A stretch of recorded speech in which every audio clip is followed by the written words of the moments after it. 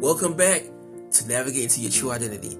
Today, we're wrapping up this incredible series with one of the most important questions. What is that question? Well, that question will be, what are my responsibilities as a man? Man, let's face it, responsibility can feel heavy. But when we understand it's not just about tasks, but creating impact, we're going to see it differently. It's about leading with purpose, serving others, and aligning with what God has designed for you to be.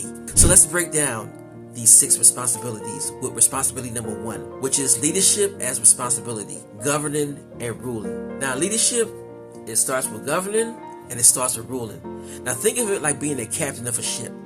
Imagine that you're navigating a storm. Waves are crashing, the crew is looking for you for guidance, and the ship's survival depends on your decisions. That's what it means to govern your life. You create stability, you create direction, and you create peace. For example, in your family, governing might look like setting boundaries for your kids. Not to control them, but to guide them. It's about showing them the right path while leading with integrity. You see, ruling isn't about being a dictator. It's all about serving your family with wisdom and serving them with strength.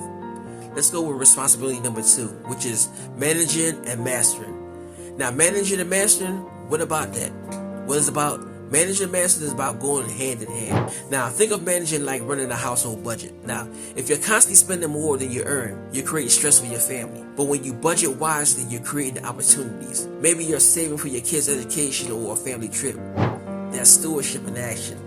And mastering starts with you. So let's get real for a second. If you can't control your temper, and you can't control your habits and your time, then how can you lead others? For instance, mastering yourself might mean committing to a morning routine, spending time in prayer or reflection before starting your day. That discipline will ripple into every area of your life.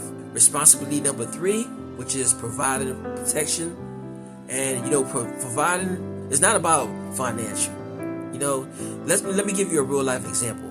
A friend of mine works long hours to provide for his family, but one day his son says, "Dad, I don't want more toys, I want more time with you." That hit him hard, and he realized that providing also means being emotionally present and spiritually engaged. And protecting is very similar. Imagine your family's a gardener, right?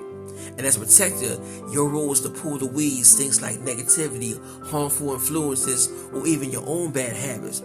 And you want to make sure that the garden has everything that it needs to flourish. It's not just about standing guard at the door. It's about guarding your heart and about guarding your mind. Responsibility number 4, living with vision. Leadership is anchored in purpose. Now, vision is all where it starts. Now, have you ever driven without knowing where you're going? It can be frustrating. And now, imagine having a GPS that tells you exactly where to turn.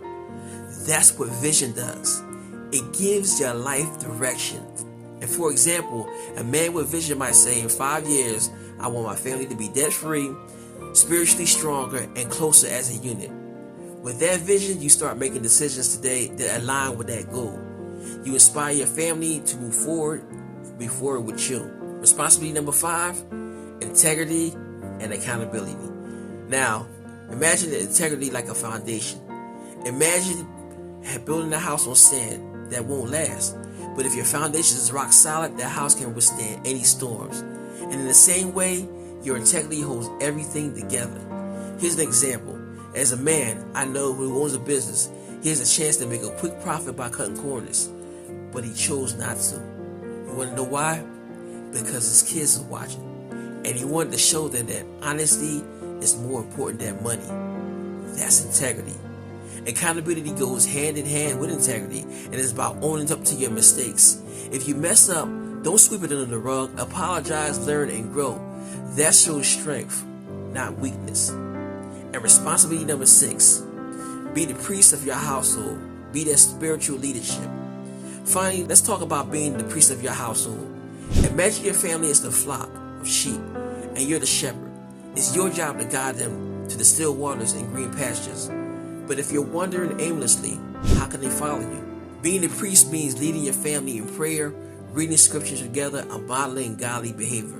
For example, let's start small. Maybe a 5-minute prayer with your kids before bed. And over time, those moments will become more of a foundation for their faith. So man, I hope that you're seeing this clearly now. Because these responsibilities aren't burdens, they're opportunities. opportunity to lead, opportunity to serve, and the opportunity to create a legacy. And here's my challenge for you. Take one responsibility we've been talking about today. Maybe it's governing your life better, protecting your family more intentionally, or setting a clear vision and start working on it this week.